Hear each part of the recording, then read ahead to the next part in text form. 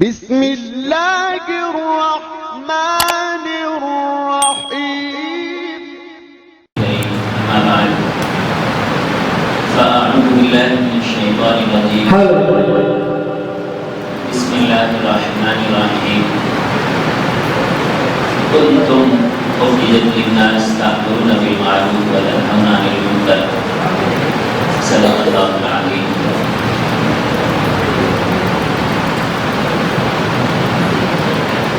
محترم علماء کرام، استاد کرام، خدام دین، آپ حضرات کے سامنے جو میرا عنوان تعین کیا گیا ہے اس کا نام ہے خدمت دین کا جامع تصور.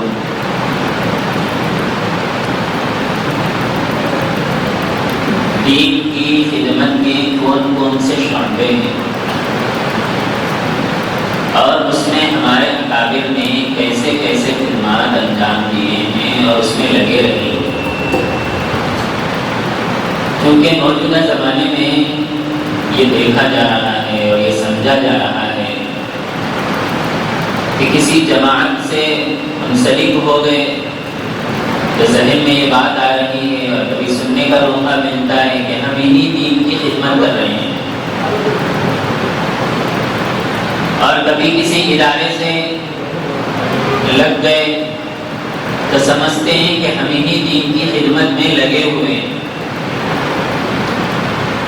حالانکہ ہم اگر اکابر کی زندگی پر دائرانہ نظر ڈالیں اور اس سے آگے نبی اکرم صلی اللہ علیہ وسلم کی سیرت نبوی پر دائرانہ نظر ڈالیں تو آپ کو معلوم ہوگا کہ اللہ کے رسول صلی اللہ علیہ وسلم نے کئی خدمات انجام دیے ہیں. انہی خدمات کے نتیجے میں اور انہی خدمات کے پیش نظر ہمارے اکابر نے ہر خدمت میں حصہ بھی لیا ہے اور کر کے بتائیں. اور ماضی میں ہمارے اکابر جس کام میں لگے ہوئے رہتے تھے اور کوئی شخص دوسرے کام میں لگا ہوا رہتا تو اس کی کبھی نفی نہیں کرتے، بلکہ سعید احمد خان مہاجر مکی رحمۃ اللہ علیہ فرماتے ہیں، ان کا ملفوظ ہے، کہا کرتے تھے کہ پورے دین کے جتنے شعبے ہیں وہ ایک دوسرے سے ملے ہوئے ہیں، جڑے ہوئے ہیں. جیسے انسان کے جتنے اعضاء ہیں، ہاتھ ہے، زبان ہے، ناک ہے، کان ہے، ہر ایک کا ایک دوسرے سے تعلق ہے. اگر کوئی یہ سمجھے کہ بھئی یہ جو ہاتھ ہے وہ جسم کا حصہ نہیں ہے، جو ناک ہے وہ جسم کا حصہ نہیں ہے، جو ناخن ہے وہ جسم کا حصہ نہیں ہے، تو لوگ کہتے ہیں یہ تو بیوقوفی کی بات ہے، ناسمجھی کی بات ہے، بے عقلی کی بات ہے. تو اسی طرح اگر کوئی کسی ایک میں لگ کر دوسرے کو یہ سمجھ رہا ہے کہ یہ دین کی خدمت نہیں لے رہا ہے، دین کی خدمت نہیں کر رہا ہے، وہ بھی دین کی خدمت کر رہا ہے. بلکہ اللہ نے دین کی خدمت کرنے والوں کو اجر بھی رکھا ہے اور اجرت بھی رکھا ہے. جیسے مثال کے طور پر ہمارے اکابر مثال بیان کرتے ہیں کہ اگر کسی کو شادی خانے میں متعین کیا جائے پکانے کے لیے یا ہوٹل میں متعین کیا جائے پکانے کے لیے، جو باہر سے آتے ہیں وہ پیسے دے کر کھاتے ہیں اور جو پکایا ہے وہ کھاتا بھی فری ہے اور پیسے لے کر کھاتا ہے. تو اسی طرح سے جو دین کی خدمت میں لگے ہوئے ہیں اللہ تعالیٰ ان کو اجر بھی دیتے ہیں اور اجرت بھی دیتے ہیں. اور ہمارے اکابر نے اس کی اجازت دی ہے، ایسا نہیں کہ اجازت نہیں دی ہے. احادیث نبویہ کی روشنی میں، سیرت نبویہ کی روشنی میں، خلفائے راشدین کی روشنی میں جب نبی اکرم صلی اللہ علیہ وسلم اس دنیا سے پردہ فرما گئے، پردہ فرمانے کے بعد حضرت ابوبکر صدیق رضی اللہ عنہ کو خلیفہ بنایا گیا اور آپ اس کے بعد تجارت کے غرض سے کہیں جا رہے تھے. حضرت عمر رضی اللہ عنہ نے دیکھا کہاں جا رہے ہیں، کہنے لگے کہ بھائی میں تجارت کی نیت سے تجارت کرنے جا رہا ہوں. حضرت ابوبکر رضی اللہ عنہ نے کہا کہ آپ تجارت کریں گے تو یہاں کون سنبھالیں گے؟ آپ مسجد نبوی میں بیٹھیے اور تمام چیزوں کی صدارت کیجیے اور ان پر نگرانی رکھیے اور آپ کے لیے بیت المال سے وظیفہ ملے گا۔ تو اس سے یہ بات سمجھ میں آئی ہے کہ جو حضرات دین کے خدمت میں لگے ہوئے ہیں ان کے لیے اجر بھی ہے اور اجرت بھی ہے۔ اب دین کی خدمات کے کئی شعبے ہیں، اس میں سے مؤذنی بھی ہے۔ لوگ سمجھتے ہیں کہ اذان دینا دین کی خدمت نہیں ہے، دعوت نہیں ہے، حالانکہ اذان کے بعد کی دعا خود اس بات پر دلالت کرتی ہے کہ اذان دعوت ہے۔ اللہم رب هذه الدعوة التامة، دعوت ہے اذان دینا۔ اذان کی خدمت کوئی چھوٹی خدمت نہیں ہے۔ حضرت عمر رضی اللہ عنہ اپنے زمانے میں کہا کرتے تھے اگر مجھے خلافت کی ذمہ داری نہیں ہوتی تو میں اذان دے دیا کرتا اور اس دین کی خدمت میں لگا رہتا۔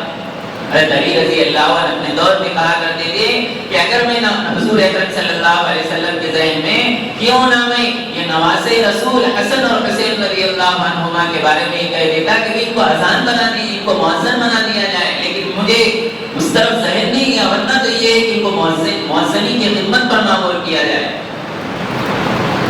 حضرت عمر رضی اللہ عنہ کے زمانے میں ایران میں ایک واقعہ پیش آیا، مؤذن کا انتقال ہو گیا، مؤذنی کی خدمت کے انجام دینے میں اختلاف ہو گیا، آخر میں قرآن دازی ڈال کر مؤذن کو متعین کیا گیا۔ لوگ سمجھتے ہیں کہ اذان دینا، مسجد کی صفائی کرنا، مسجد کی ذمہ داری میں لگے رہنا یہ دین کی خدمت نہیں ہے، حالانکہ دین کی اہم خدمت ہے اور ہمارے اکابر صحابہ نے کیا ہے اس کو۔ مسجد کے لیے، مدرسے کے لیے، تعاون کے لیے شہر شہر جانا، ملک در ملک جانا، گاؤں گاؤں جانا، دیہات دیہات میں جا کر اعلان کرنا، یہ بھی خدمت دین میں شامل ہے۔ نبی اکرم صلی اللہ علیہ وسلم اگر جنگ کا موقع ہوتا تو ٹھہر کر چندے کا اعلان کرتے کہ دیکھو یہ معرکہ ہے، یہ واقعہ ہے، اب جہاد کے لیے جانا ہے، چلو ٹھہرو کون کون اپنا مال دے۔ حضرت ابوبکر رضی اللہ عنہ اپنا پورا مال لا رہے ہیں، حضرت عمر رضی اللہ عنہ آدھا مال لا رہے ہیں۔ چندہ کرنا دین کی خدمت میں شامل ہے۔ اکابر کی زندگی پڑھ لیجیے، دارالعلوم دیوبند جب قائم ہوا تھا تو دارالعلوم دیوبند کی بنیادوں میں یہ بات رکھی گئی تھی کہ ہم مدرسہ چلائیں گے اور امت کے پیسے، عوام کے پیسوں سے چلائیں گے، حکومت کا 1 روپیہ نہیں چاہیے۔ کیوں؟ اس لیے کہ حکومت دیتی ہے کہ حکومت جب دیتی ہے تو ان کے دل میں کھوٹ ہوتا ہے، وہ مخلص نہیں رہتے، بلکہ بعضوں نے کہا کہ عام آدمی کا 1 روپیہ اور حکومت کا 1 لاکھ روپیہ دونوں برابر نہیں ہے۔ عوام کا 1 روپیہ بڑا ہے، عوام کا 1 روپیہ بڑا ہے اور حکومت کا 1 لاکھ روپیہ بڑے نہیں ہیں، وہ تو کھوٹ کرتے ہیں، کچھ نہ کچھ ان کے آگے کے پلان ہیں۔ یہی وجہ ہے کہ اب حال ہی میں آسام اور دیگر جگہوں پر بہت سارے مدارس نے اپنے مدرسے کو حکومت کے چندے، حکومت کے تعاون سے چلایا، آج وہ مدرسوں کو ان حکومت والوں نے بند کر دیا ہے۔ ارشد مدنی دامت برکاتہ نے اس موقع پر کہا تھا دیکھو اپنے مدرسے کو حکومت سے مت جوڑو، ان عوام کے درمیان میں رہ کر ہی چندے کے ذریعے سے مدرسہ چلاؤ۔ تو چندہ کرنا، سفیر کی خدمت انجام دینا، یہ دین کی خدمت میں شامل ہے۔ قاسم نانوتوی رحمت اللہ علیہ کے فضل انجمن اپنے دارالعلوم دیوبند کے لیے آپ حیدرآباد آیا کرتے اور وہاں کے نواب آپ کے لیے چندے کی رسید پھاڑتے تھے اور سب سے زیادہ چندہ دینے والوں میں ہمارا حیدرآباد شمار تھا۔ اور جب وہ لے کر نکلے تو ان کا ٹرین ہی میں انتقال ہو گیا تو اس نواب میں ان کو بلا کر اپنے حیدرآباد میں دفن کیے، تدفین ہوئی، تدفین عمل میں آئی۔ قاری صدیق صاحب رحمت اللہ علیہ جو ہمارے اکابر کے دور نظر تھے، جن کی زندگی ہم تمام کے لیے آئیڈیل اور نمونہ ہے، وہ گاؤں گاؤں جا کر، شہر شہر جا کر اپنے مدرسے کے لیے چندہ کیا کرتے تھے، بلکہ دارالعلوم دیوبند میں ایک واقعہ پیش آیا کہ ایک سفیر صاحب جو چندہ کیا کرتے تھے اور کسی دور دیہات میں ایک خاتون اس زمانے میں 50 پیسے یہ 1 روپیہ دیا کرتی تھی، وہ سفیر صاحب سوچے کہ یہ 1 روپیے کے لیے کیوں جاؤں، وہاں جاؤں گا تو وہ 1 روپیہ آنے جانے میں ہو جائے گا۔ تو وہ عورت 3 مہینے کے بعد دارالعلوم پہنچ کر یہ کہنے لگی کہ آپ کے سفیر صاحب میرے پاس نہیں آ رہے اور میں 1 روپیہ ان کا 3 مہینے سے اٹھا کر رکھی ہوں۔ ہمارے اکابر، ان اکابر کی زندگی سے معلوم ہوتا ہے کہ دین کی خدمت میں یہ بھی شامل ہے کہ ہم مدرسے کے تعاون کے سلسلے میں کئی جگہ پر سفر کرنا، مقامات کا سفر کرنا، یہ بھی شامل ہے۔ لیکن جو حضرات کی خدمت انجام دے رہے ہیں وہ اس بات کو بھی ذہن میں رہے کہ جب اعلان کیا جائے تو مضبوطی کے ساتھ اعلان کیا جائے۔ مفتی شیخ اللہ صاحب مفتاح دامن برکاتہ نے اپنی کتاب میں لکھا ہے کہ یہ اعلان نہ کیا جائے کہ غریب بچے پڑھتے ہیں، یتیم بچے پڑھتے ہیں، یسیر بچے پڑھتے ہیں، کھانے پینے کا یہ اسی مدرسے سے نظام چلتا ہے، یہ نہیں، بلکہ یہ کیا جائے کہ یہ مدارس دین کے قلعے ہیں، ان مدارس سے دین کی بقا ہے۔ بلکہ اب ہمارے اکابر یہ کہہ رہے ہیں کہ ہندوستان، اللہ کا فضل اپنی جگہ مسلم ہے، اس سے انکار نہیں ہے کہ ہندوستان سے اب پوری دنیا میں اسلام پھیل رہا ہے اور اسلام چل رہا ہے۔ اس لیے جو اکابر ملکوں کا سفر کیے ہیں، مولانا طارق امیر صاحب دامت برکاتہ، مولانا تقی صاحب دامت برکاتہ، مفتی تقی صاحب دامت برکاتہ، حضرت مولانا پیر ذوالفقار صاحب دامت برکاتہ، کئی ملکوں میں سفر کر گئے ہیں، اور جب کوئی دین کا خدمت گزار ملتا اس کا تعلق یا تو ہندوستان سے رہتا یا پڑوس ملک سے رہتا یا وہ ان حضرات سے پڑا ہوا رہتا۔ اس لیے دشمن یہ نظر کیا ہوا ہے کہ اگر پوری دنیا سے اسلام کو ختم کرنا ہے تو پہلے اس ہندوستان سے اسلام کو ختم کرنے کی سازشیں کی جائے، اور کر رہے ہیں وہ لوگ۔ اور آپ کو یہ بھی بتا دوں کہ دشمن کو معلوم ہے کہ حق پر کون ہے اور ناحق کون ہے، گمراہ جماعتیں کون سی ہیں اور صحیح جماعتیں کون سی ہیں، غیر کو بھی معلوم ہے۔ اب پوری نظر ڈال لیجیے، اہل حق کو جیل میں ڈالا جا رہا، اہل حق کو سزائیں سنائی جا رہی، اہل حق کے خلاف سازشیں کی جا رہی ہیں، اور جو مدارس حق پر ہیں ان پر انگلیاں اٹھائی جا رہی ہیں۔ معلوم ہے غیر کو کہ حق کون ہے، حق پر کون ہے۔ تو اس لیے جو حضرات اس سلسلے میں خدمت انجام دے رہے ہیں وہ یہ نہ سوچے کہ میں دین کی خدمت نہیں کر رہا ہوں، آپ بڑی خدمت کر رہے ہیں، وہ خدمت کر رہے ہیں جو حضرت ابوبکر رضی اللہ عنہ، حضرت عمر رضی اللہ عنہ، صحابہ، ہمارے تابعین اور اس کے بعد اکابر دیوبند نے یہ خدمت انجام دی ہے۔ دارالعلوم دیوبند کی بنیاد رکھی گئی، یہ متعین کیا گیا کہ اب ہمیں چندہ کرنا ہے۔ اسی دن عابد حسین صاحب رحمۃ اللہ علیہ کے بارے میں بات لکھی ہے کہ انہوں نے چندہ کیا، پہلے دن 140 روپے چندہ ہوا تھا۔ اس زمانے میں 140 بڑی بات تھی۔ تو اس لیے جو خدمت میں لگے ہوئے ہیں اپنے ذہن میں یہ بٹھا لیں، اور جو دیکھ رہے ہیں وہ اپنے ذہن میں یہ بٹھا لیں کہ جیسا ہم عالم کا اپنے امام کی خدمت کو بڑی خدمت سمجھتے ہیں، اس خدمت کو بھی بڑی خدمت سمجھے۔ انہی خدمتوں میں سے ایک خدمت امامت کی خدمت ہے۔ امامت نبی اکرم صلی اللہ علیہ وسلم جب تک باحیات رہے، صحت مند رہے، آپ امامت کے فرائض انجام دیا کرتے تھے۔ حضرت عمر رضی اللہ عنہ، حضرت ابوبکر صدیق رضی اللہ عنہ اپنی خلافت میں امام تھے، بلکہ معراج کے موقع پر آپ نے سنا ہوگا کہ پورے انبیاء کھڑے ہوئے ہیں اور نبی اکرم صلی اللہ علیہ وسلم نے امامت فرمائی، امامت کے ذریعے سے مسئلہ حل ہوا۔ حضرت حضور صلی اللہ علیہ وسلم اس دنیا سے پردہ فرما گئے، مسئلہ اٹھا کہ اب خلافت کی ذمہ داری کون سنبھالے گا؟ تو صحابہ نے جواب دیا کہ حضور کی زندگی میں امامت کی خدمت کے لیے حضور صلی اللہ علیہ وسلم نے حضرت ابوبکر رضی اللہ عنہ کو امام بنایا تھا۔ اسی سے یہ مسئلہ معلوم ہوتا ہے کہ حضور کے بعد خلیفہ ابوبکر صدیق رضی اللہ عنہ آئیں گے۔ ہمارے اکابر نے امامت کی خدمت کو انجام دیا۔ قاری طیب صاحب رحمۃ اللہ علیہ کے بارے میں ہم نے سنا جو امامت کی خدمت انجام دیا کرتے تھے. اور جو حضرات علماء کو معلوم ہے کہ امامت کے لیے کتنے شرائط ہیں، ان شرائط میں سے ایک اعلیٰ شرائط جو ہے وہ امامت کے لیے رکھے گئے. موجودہ زمانے میں ہمارے اکابر بھی کئی سالوں سے خدمت انجام دیے ہیں، جس میں مفتی تجمل صاحب دامت برکاتہم، عبید الرحمن اطہر صاحب دامت برکاتہم، سید احمد وریث ندوی صاحب دامت برکاتہم کئی سالوں سے امامت کی خدمت انجام دے رہے ہیں. 25-30 سال ہو گئے، لوگوں کو اس مسجد کا نام نہیں معلوم ہے لیکن خطیب کا نام معلوم ہے. لوگ کہتے ہیں تجمل صاحب کی مسجد، کہتے ہیں وریث صاحب کی مسجد، کہتے ہیں عبید الرحمن اطہر صاحب کی مسجد. اتنی قیمت بڑی ہو گئی ہے کہ لوگوں کو مسجد کا نام نہیں معلوم ہے، خطیب اور امام کا نام معلوم ہے.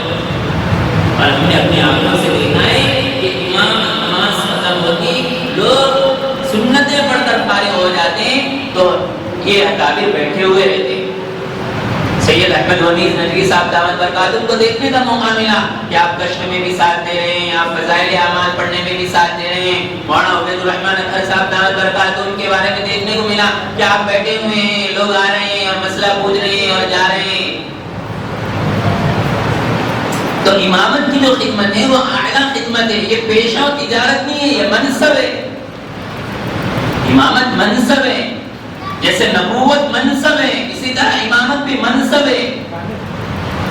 اس لیے امامت کی خدمت انجام دینے والے یہ ذہن میں بنائیں کہ میں امامت کی خدمت جو انجام دے رہا ہوں یہ خدمت دین میں شامل ہے. نبی اکرم صلی اللہ علیہ وسلم کی اہم منصبوں میں سے منصب ہے. اور جامعہ نظامیہ کے شیخ الحدیث مولانا خلیل صاحب دامت برکاتہم کے شاگرد سے سننے کا موقع ملا، جس کا مصلی ہوتا ہے اس کا محلہ ہوتا ہے، جس کا مصلی ہوتا ہے اس کا محلہ ہوتا ہے. یعنی امام کی بات لوگ مانتے ہیں، اپنے محلے میں کچھ کرنا ہے تو امام سے رجوع ہوتے ہیں. تو اس لیے اس بات کو ذہن میں رہے کہ خدمت دین کے اہم شعبوں میں ایک امامت کی خدمت بھی ہے. مدارس دینیہ کی خدمت، آج پوری دنیا کو معلوم ہے کہ مدارس کس طرح سے خدمت انجام دے رہے ہیں. اور ہمارے اکابر جب ہندوستان میں اسلام کو ختم کرنے، مسلمانوں کو ختم کرنے، علماء کو ختم کرنے کی سازشیں کی جا رہی تھی، اور اس ملک میں آزادی کے خاطر جہاں علماء کو قربانی دینی پڑ رہی ہے، وہاں ان کے ذہن میں جو بات آئی ان باتوں میں سے ایک بات یہ تھی کہ اب ہر جگہ مدارس قائم کیا جائے. اس لیے قاری صدیق صاحب رحمۃ اللہ علیہ کے بارے میں لکھا ہے کہ قاری صدیق صاحب رحمۃ اللہ علیہ کے پاس اگر کوئی بیعت کرنے آتا، ان سے تعلق پیدا کرنے آتا، تو حضرت فرماتے مجھ سے وعدہ کرو کہ اپنے گاؤں میں تم مدرسہ قائم کرو گے. تم وعدہ کرو اپنے گاؤں میں مکتب قائم کرو گے. بلکہ آگے فرماتے ہیں کہ دیہات میں بڑے بڑے مکاتب قائم ہونا چاہیے اور شہروں میں مکاتب قائم ہونا چاہیے. دیہات میں مدارس قائم ہونا چاہیے بڑے بڑے. الحمدللہ اس گاؤں میں آ کر جو اللہ نے مولانا اکبر صاحب دامت برکاتہم اور دوسرے جو ان کے رفقا ہیں جو اس خدمت میں لگے ہوئے ہیں، پتہ نہیں ان کی وجہ سے کتنے فتنے دبے ہوئے ہیں. اور دشمن کو معلوم ہے کہ ان کی وجہ سے کئی کام رکے ہوئے ہیں. ان مدارس کے ذریعے سے کئی کام، کئی خدمت رکی ہوئی ہے. ان کو معلوم ہے کہ مدرسہ جب تک رہے گا کہ ہم اپنی ناپاک سازشیں جو برے عزائم میں ہیں وہ کر نہیں سکتے. اس لیے ان مدارس کو دین کی خدمت سمجھے. اور یہ ایسا ہے جیسا کہ کوئی فیکٹری ہے اور یہاں مال تیار ہو رہا ہے، اور دنیا میں جتنے کام ہیں وہ ہر کام میں وہ پانی اور وہ مال سپلائی ہو رہا ہے. آپ دیکھ لیجئے جو بھی دنیا میں خیر کا کام ہو رہا ہے اس میں مدرسے کا کردار ہوتا ہے.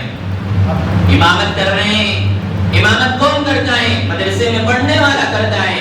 پڑھا رہے ہیں کون کرتا ہے؟ مدرسے میں پڑھنے والا. مسئلہ کون بتاتا ہے؟ مدرسے میں پڑھنے والا بتاتا ہے. سیاست سے آج واقفیت کون کرا رہے ہیں، ان کی ناپاک سازشوں سے کون کرا رہے ہیں؟ ہمارے اکابر ارشد مدنی دامت برکاتہم، مولانا محمود مدنی دامت برکاتہم، سیاست سے واقفیت کون کرا رہے ہیں؟ ہمارے اکابر دعوت و تبلیغ میں لگے ہوئے مولانا الیاس صاحب رحمۃ اللہ علیہ، یہ مدارس سے فارغ تھے، خانقاہوں میں اپنی خدمت انجام دینے والے یہ مدارس سے فارغ تھے۔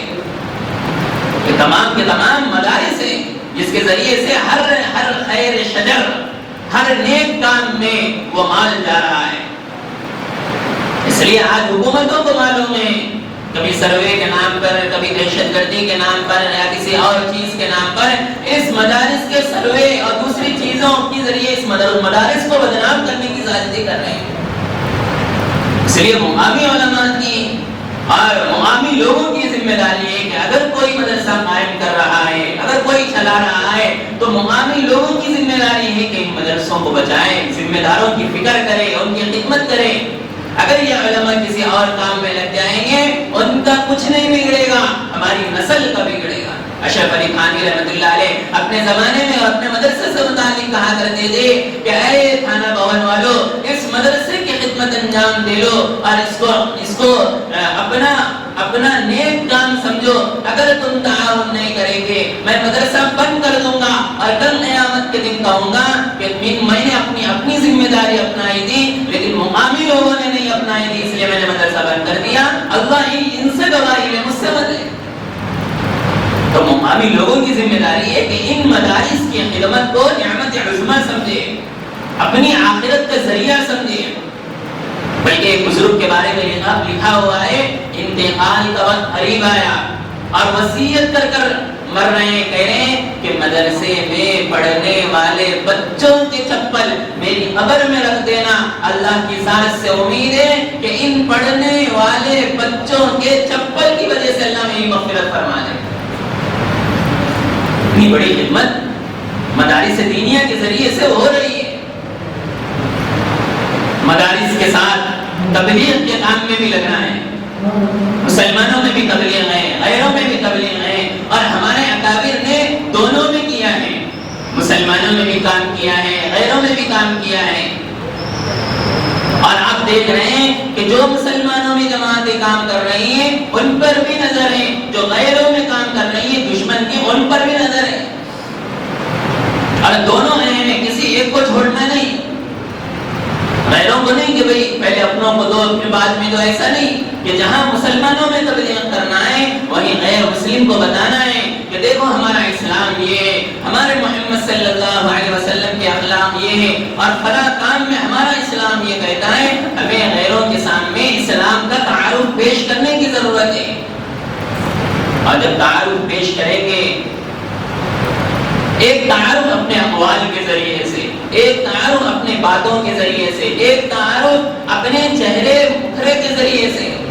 انور شاہ کشمیری رحمۃ اللہ علیہ کے بارے میں بات ملتی ہے کہ علامہ انور شاہ کشمیری رحمۃ اللہ علیہ اسٹیشن پر کھڑے ہوئے ایک سکھ آیا اور آ کر کہنے لگا آپ کون ہیں؟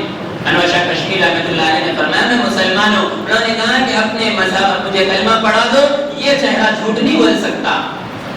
اپنے چہرے کے ذریعے سے دعوت، اپنی خدمت کے ذریعے سے دعوت، غیروں میں بھی ہو اپنے میں بھی ہو۔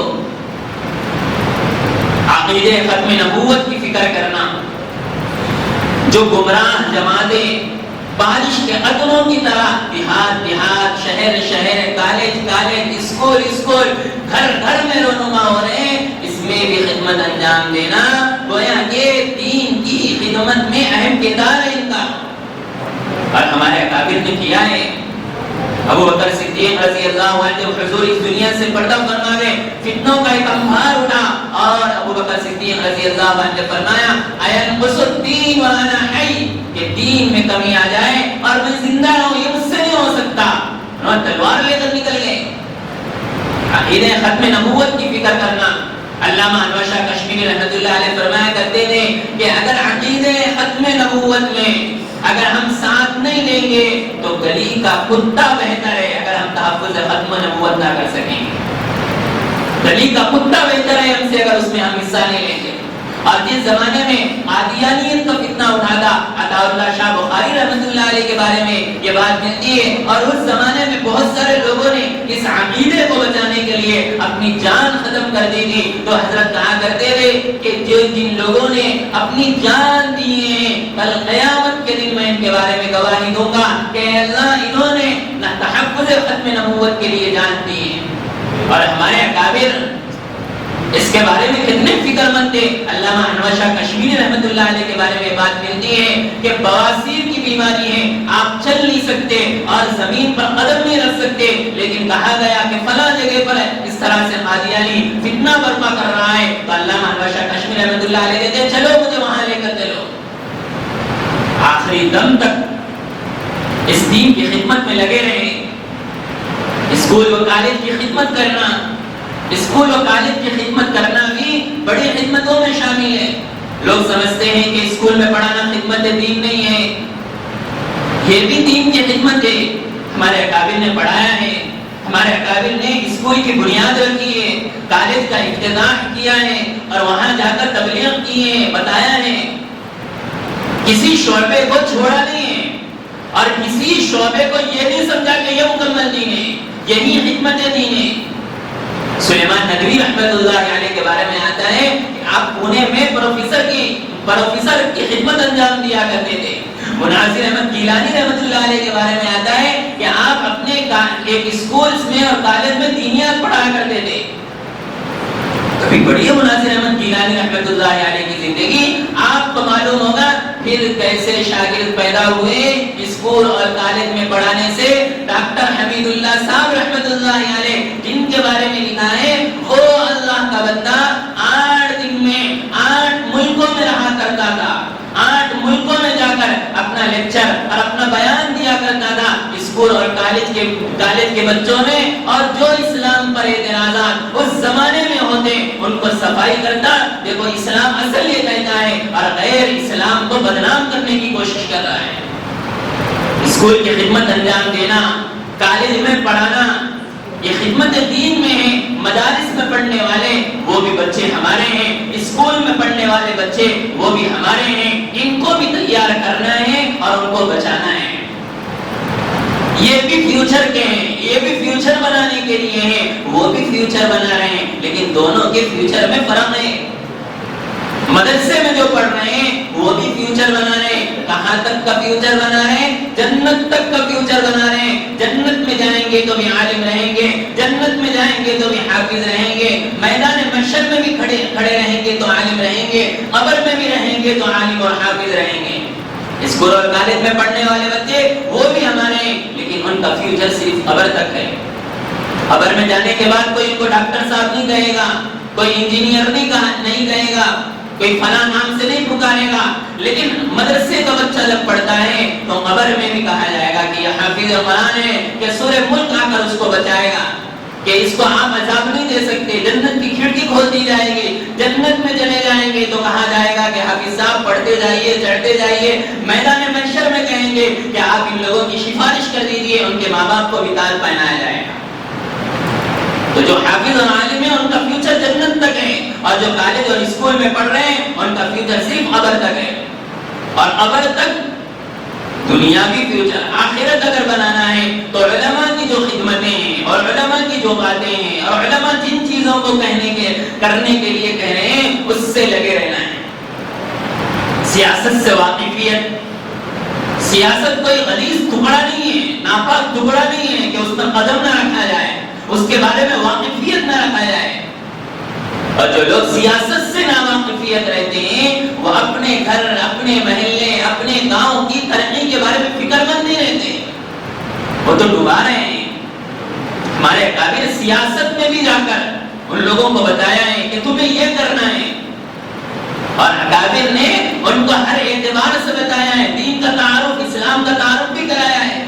مولانا محمد علی جوہر رحمۃ اللہ علیہ کے بارے میں بات ملتی ہے کہ انہوں نے گاندھی جی کے سامنے مکمل اسلام کا تعارف کرایا، اور ان کا ذہن یہ بن گیا تھا کہ اب گاندھی جی اسلام ڈالیں گے، اور گاندھی جی نے بھی اتنا اسلام کا مطالعہ کر لیا تھا کہ ہندوستان کے آزادی کے بعد انہوں نے کہا، گاندھی نے کہا کہ اگر تمہیں حکومت کرنا ہے ابو بکر رضی اللہ عنہ کی زندگی پڑھ لو، عمر رضی اللہ عنہ کی زندگی پڑھ لو، میں پڑھا ہوں اور ان کی وہ زندگی دیکھنے کے بعد تمہیں کہہ رہا ہوں۔ ہمیں ان کی زندگیاں نہیں معلوم، غیب کو معلوم تھی۔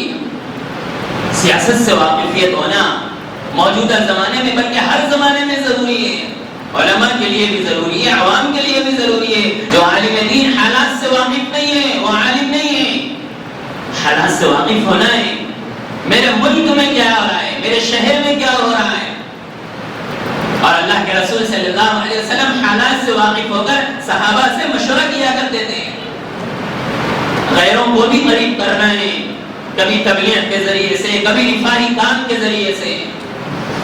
موسیٰ علیہ السلام دوسرے شہر کو چلے گئے، لڑکیوں کو کھڑے دیکھا کہ پانی بھر نہیں سکتی، موسیٰ علیہ السلام آگے بڑھے اور ان کو پانی بھر کر دیا۔ حضرت ابو بکر صدیق رضی اللہ عنہ کے بارے میں یہ بات ملتی ہے کہ آپ غلاموں کو آزاد کر رہے ہیں۔ حضرت عمر رضی اللہ عنہ کے بارے میں یہ بات ملتی ہے، گھر گھر کو جا کر خدمت انجام دے رہے ہیں۔ حضرت عثمان رضی اللہ عنہ کے بارے میں یہ بات ملتی ہے کہ یہودیوں سے کنواں خریدا اور تمام لوگوں کے لیے ہبہ کر دیا کہ جو چاہے پانی پیو، جو چاہے پانی بھر کر لے جاؤ۔ رفاہی کام ہمارے اکابر کیے ہیں، صحابہ کیے ہیں اور ابھی بھی کر رہے ہیں۔ آپ نے سنا ہوگا، دیکھا ہوگا، کہیں فسادات ہو گئے، ہر اعتبار سے وہاں خدمت کے لیے ہمارے اکابر کی جماعتیں وہاں پہنچ گئی۔ کہیں بارش سیلاب زدہ علاقہ وہاں ہے تو وہاں اپنے ساز سامان کے ساتھ، اپنی پوری ٹیم کے ساتھ وہاں پر پہنچ گئے۔ خیر الناس من ينفع الناس کے تحت لوگوں میں بہتر وہ آدمی ہے جو لوگوں کے نفع کے لیے سوچے، فائدے کے لیے سوچے۔ رفاہی کام میں اپنے آپ کو لگانا، موقع کو سمجھ کر خدمت میں لگے رہنا۔ موقع یہ ہے، سیاست ووٹنگ کا موقع آیا، لوگوں میں یہ بات چلائیں کہ اب ووٹنگ کی خدمت کرنا ہے، ووٹ اپنے مسلمان غیر مسلموں میں، اور جو صحیح ٹھہرا ہوا ہے، جو صحیح آدمی ہے اس کی طرف رہبری اور رہنمائی کرنا، یہ بھی رفاہی کام میں شامل ہے۔ عملیات کی خدمت کرنا، تعویذات کی خدمت کرنا، یہ بھی خدمت دین میں شامل ہے۔ لوگ سمجھتے ہیں کہ بھئی یہ عامل ہے، چلو ان سے مسئلہ مت پوچھو، یہ فلاں ہے، اس میں لگے ہوئے رہتے، چلو یہ ہمارے اس میں نہیں ہے۔ نبی اکرم صلی اللہ علیہ وسلم نے دعا پڑھا ہے، ہمارے صحابہ نے ان چیزوں میں حصہ لیا ہے، اس کو دھندا نہیں بنایا، اس کو دھندا نہیں بنایا، ہمارے اکابر نے اس میں حصہ لیا ہے۔ اشرف علی تھانوی حضرت مولانا اشرف علی تھانوی رحمۃ اللہ علیہ جو کہ حکیم الامت مانے جاتے ہیں، ان کی کتابیں ملتی ہیں کہ آپ تعویذات ان چیزوں میں استعمال کرو۔ اور صدیق صاحب رحمۃ اللہ علیہ کے بارے میں بات ملتی ہے کہ مجربات صدیق کے نام سے کتابیں منظر عام پر آج بھی کتب خانے میں موجود ہیں۔ عملیات سے واقف ہونا، واقف نہیں ہو رہے ہیں کہ خواتین غیروں کے پاس جا رہے ہیں، کبھی جسم فروشی کا واقعہ پیش آ رہا، کبھی عقیدے کا واقعہ پیش آ رہا، کبھی مذہب کے بدلنے کا واقعہ پیش آ رہا۔ کیوں پیش آ رہا ہے کہ ہمارے اپنے لوگ اس کو خدمت دین نہیں سمجھ رہے ہیں، دوسروں کے پاس جا رہے ہیں، لوگ خواتین دوسروں کے پاس جا رہے ہیں، تو لہذا وہ کام میں ملوث ہو رہے ہیں اور ہم لوگ اس کو خدمت نہیں سمجھ رہے ہیں۔ عملیات کی خدمت بڑی اہم خدمت ہے، اس میں اپنے آپ کو لگانا، اور یہ بات بھی ذہن میں رہے کہ جب تک ہم زندہ رہیں اپنے بڑوں کا احترام، اپنے بڑوں کا احترام یہ لازمی ہے۔ بڑوں کا احترام نہیں کریں گے، خدمت دین سے محروم ہو جائیں گے، زیادہ دن تک خدمت میں نہیں رہ سکتے۔ اور ہر زمانے میں ہمارے بڑوں کو، ہمارے سرپرستوں کو، ہمارے ذمہ داروں کو برا بھلا کہا گیا ہے، ان پر الزامات لگائے گئے ہیں۔ قاری صدیق صاحب رحمۃ اللہ علیہ فرماتے ہیں کہ ولی کی 3 علامتیں، ولی کی 3 علامتیں۔ پہلی علامت رزق حلال ہو، حلال رزق کھائے۔ دوسری علامت یہ ہے کہ کچھ لوگ اس کو برا بھلا کہنے والے ہو۔ آپ دیکھ رہے ہوں گے کتنے بڑے لوگ ہیں ان کو برا بھلا کہنے والے موجود ہو۔ تیسرے یہ کہ کچھ پریشانیاں، کچھ بیماریاں ان کے ساتھ لگے ہوئے رہیں، تو بڑے کو یہ چیزیں آتے رہتی ہیں۔ اختلافات اپنی جگہ، احترام اپنی جگہ۔ ہمارے اکابر نے اختلاف کیا ہے، احترام کو بھی نہیں چھوڑا ہے۔ جس وقت اس ملک کی تقسیم ہو رہی تھی، حسین احمد مدنی رحمت اللہ علیہ پڑوس ملک اس ملک کی تقسیم کے قائل نہیں تھے، اشرف علی تھانوی رحمت اللہ علیہ اس ملک کی تقسیم کے قائل تھے۔ اس موقع پر دونوں میں آپسی اختلاف ہوا، لیکن احترام بھی تھا۔ کتنا احترام! حسین احمد مدنی رحمت اللہ علیہ اشرف علی تھانوی رحمت اللہ علیہ کے خانقاہ کو آ گئے تو اشرف علی تھانوی رحمت اللہ علیہ نے حسین احمد مدنی رحمت اللہ علیہ کو امامت کے لیے آگے بڑھایا۔ اتنا احترام!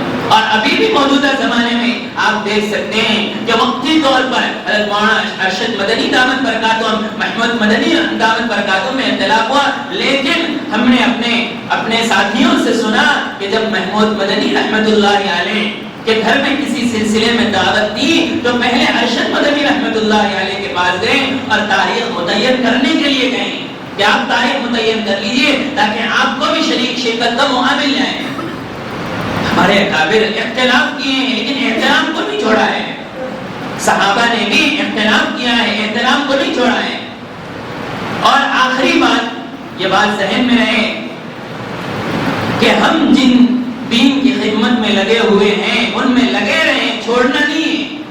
اور دین کی خدمت میں لگے رہنے والوں کو حالات پریشانیاں ہر وقت آ سکتی ہیں، آتی رہتی ہے۔ ہم نے مولانا الیاس محمد صاحب دامت برکاتہم کا بیان سننے کا موقع ملا تو اس میں کہیں کہ جب تک آپ کچھ کام نہیں کریں گے تو لوگ آپ کی تعریف کریں گے، اچھا بچہ ہے، صحیح حافظ صاحب ہے، صحیح عالم صاحب ہے۔ جیسے ہی آپ خدمت میں لگ جائیں گے اپنے بھی کہیں گے، غیر بھی کہیں گے۔ تو یہ بات ذہن میں رہے کہ چاہے اپنوں سے حالات آئے چاہے غیروں سے حالات آئے، مجھے دین کی خدمت کرنا ہے۔ اور ہمارے اکابر اس طرح سے کیے ہیں، آخر دم تک کیے ہیں۔ نبی اکرم صلی اللہ علیہ وسلم کی زندگی آخری وقت آپ اپنے ماتحتوں کے ساتھ حسن سلوک کرنے کی وصیت کر رہے ہیں۔ ابو بکر صدیق رضی اللہ عنہ آخری وقت انتقال کے وقت حضرت عمر رضی اللہ عنہ کو خلیفہ مقرر کرنے کی تجویز پیش کر رہے ہیں۔ حضرت عمر رضی اللہ عنہ آخری وقت ایک کمیٹی تشکیل دے کر جا رہے ہیں تاکہ میرے بعد اختلاف نہ ہو۔ حضرت عثمان رضی اللہ عنہ مٹنا پسند کیا ہے، امت کو بانٹنا پسند نہیں کیا، تو جس کی وجہ سے آپ مٹ گئے ہیں لیکن امت کو نہیں بانٹے ہیں۔ جتنے واقعات ہمارے اکابر کے بارے میں ملتے ہیں۔ امام ابو یوسف رحمت اللہ علیہ آخری وقت ہے، حد کا مسئلہ امت کو بتا کر جا رہے ہیں۔ امام محمد رحمت اللہ علیہ کو پوچھا گیا آپ کا آخری وقت ہے، نزا کا وقت تھا، آپ کی کیا حالت تھی، کیا حالت تھی، تھوڑا بتا دیجئے۔ تو فرمانے لگے میں ایک مسئلے میں غور و فکر کر رہا تھا، پتہ نہیں میری جان کب نکل گئی۔ آخری وقت بھی ایک مسئلے کی فکر میں آپ اس دنیا سے رخصت ہو رہے ہیں۔ قاسم نانوتوی رحمت اللہ علیہ آپ کی آخری عمر ہے، چل نہیں سکتے، آپ بیٹھ نہیں سکتے، لیکن ایک نے اسلام پر اعتراض کیا اور آپ اپنے ساتھیوں کے ذریعے سے دوسرے شہر کو پہنچ گئے، آخری عمر تک خدمت دین میں لگے رہے۔ رشید احمد گنگوہی رحمت اللہ علیہ کے بارے میں لکھا ہوا ہے کہ آپ پڑھتے پڑھتے آپ کی بینائی ختم ہو گئی، لیکن آپ اپنے شاگردوں کے ذریعے سے فتوے لکھا رہے ہیں اور بدعات کو ختم کرنے کی کوشش میں لگے ہوئے ہیں۔ مفتی عزیز الرحمان عثمانی رحمت اللہ علیہ کے بارے میں جن کی پوری زندگی درس و تدریس اور افتاء میں گزری ہے، آخری وقت ہے اپنے ہاتھ سے ایک استفتاء جو سوال کیا تھا سامنے والا ان کے سینے پہ پڑا ہوا ہے اس کو پڑھ رہے تھے، آخر دم تک خدمت میں لگے ہوئے ہیں۔ علامہ شبلی نعمانی رحمت اللہ علیہ کے بارے میں کسی بیماری کی وجہ سے آپ کا پاؤں کاٹ دیا گیا لیکن آپ نے خدمت دین کو نہیں چھوڑا، آپ سیرت النبی لکھ رہے ہیں، دوسرے تصانیف آپ نے اس ایک پاؤں کے ساتھ ایک پاؤں کٹنے کے بعد خدمت میں لگے ہوئے ہیں۔ منصور نعمانی رحمت اللہ علیہ آخری تصنیف کر کر اس دنیا سے رخصت ہو رہے ہیں۔ حکیم الامت اشرف علی تھانوی رحمت اللہ علیہ اپنی کتاب فواتر النوادر لکھیں اور لکھنے کے بعد کہیں گے کہ میں تھک گیا ہوں اور ساری چیز کر گیا ہوں۔ ہمارے اکابر محی سنہ ابرار الحق صاحب رحمت اللہ علیہ کے بارے میں یہ ہے کہ جب آپ بستر پر پڑے ہوئے ہیں لوگ عیادت کو آ رہے ہیں تو لوگوں کو آپ عیادت کی دعا سکھا رہے ہیں کہ یہ دعا پڑھا کرو، آخری دم تک خدمت میں لگے ہوئے۔ حال ہی میں مفتی زروری صاحب دامت رحمت اللہ علیہ کو ویڈیو کے ذریعے سے دیکھنے کا موقع ملا کہ آپ سبق پڑھا رہے ہیں اور آپ کو بازو جو ہے بیماریوں کا جو ایکسیڈنٹ ہے وہ لگا ہوا ہے، گولیاں بھی رکھی ہوئی ہیں۔ اور اسی جگہ پر آپ اس دنیا سے رخصت ہو گئے۔ مفتی سعید صاحب پالنپوری رحمت اللہ علیہ لاک ڈاؤن کے ذریعے میں آپ تفسیر کر رہے تھے، انتہائی بیمار ہو گئے کہ آپ کے شاگردوں نے اور متعلقین کہنے لگے کہ آپ آج درس تفسیر مت دیجیے۔ مفتی سعید صاحب رحمت اللہ علیہ پالنپوری کہنے لگے ایسا نہیں ہو سکتا۔ پھر دوسرے ساتھی نے کہا کہ آپ روزانہ 1 گھنٹہ دے رہے تھے، آج کم دیجیے۔ مفتی سعید صاحب رحمت اللہ علیہ نے کہا ہاں کم ہو سکتا، نہیں ایسا نہیں ہو سکتا۔ کتنے ایسے ہمارے اکابر ہیں اپنے بیماریوں کے باوجود آخری لمحات میں بھی دین کی خدمت میں لگے ہوئے ہیں۔ مولانا خلیل الرحمن سجاد صاحب دامت برکاتہم کئی بیماریوں کے باوجود اپنا خانقاہی نظام، اپنے اسکول کالج کا نظام، اسفار اور اپنے چھوٹوں پر ہمت افزائی، کتابوں پر تحریر، خلیل الرحمن سجاد صاحب دامت برکاتہم اور ہمارے شہر کے حضرت مولانا شاہ جمال الرحمن صاحب دامت برکاتہم اپنی پوری بیماریوں کے باوجود کبھی سفر کو ترک نہیں کیا، چھوٹوں کی ہمت افزائی کو نہیں چھوڑا، آخری دم تک آپ خدمت میں لگے ہوئے ہیں۔ اسی طرح خالد سیف اللہ رحمانی صاحب دامت برکاتہم کے بارے میں لکھا ہے کہ لاک ڈاؤن میں بھی آپ نے کتابوں کو لکھا، حالات کے جم بند ہونے کی وجہ سے آپ نے خدمت دین کو نہیں چھوڑا۔ مولانا عبد القوی صاحب دامت برکاتہم طالب علم کے زمانے میں کسی حادثے میں آپ کا ایک آنکھ خراب ہو گئی تھی جس سے دکھ نہیں رہا تھا، لیکن اب بھی آپ اتنا بڑا ادارہ، کئی تصانیف کے مصنف ہیں آپ۔ تو ہمارے اکابر آخری دم تک خدمت میں لگے رہے اور ہمیں بھی لگے رہنا ہے۔ جو جس خدمت میں ہے وہ اپنی خدمت میں لگے رہیں اور دوسروں کا آپسی احترام اور ایک دوسرے سے ملنساری اور ایک دوسرے سے ملے جھولے رہنا، یہ ساری کی ساری چیزوں کے ساتھ کریں گے تو ہماری جو خدمت ہے اس کو عوام بھی تسلیم کریں گے اور اس سے اخلاص ظاہر ہوتا ہے، اس سے اخلاص ظاہر بھی ہوتا ہے۔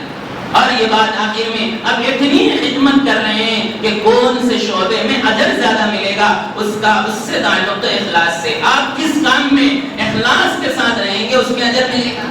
آپ امامت کر رہے ہیں، اگر مخلص نہیں ہیں تو آپ کو اجر نہیں ہے، لیکن آپ کسی مسجد میں جھاڑو مار رہے ہیں، اخلاص سے کر رہے ہیں، آپ کو ثواب ملے گا۔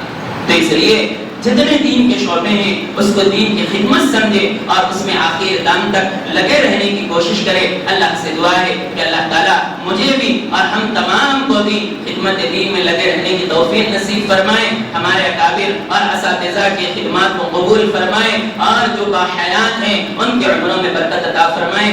آمین وآخر دعوانا الحمدللہ رب العالمین۔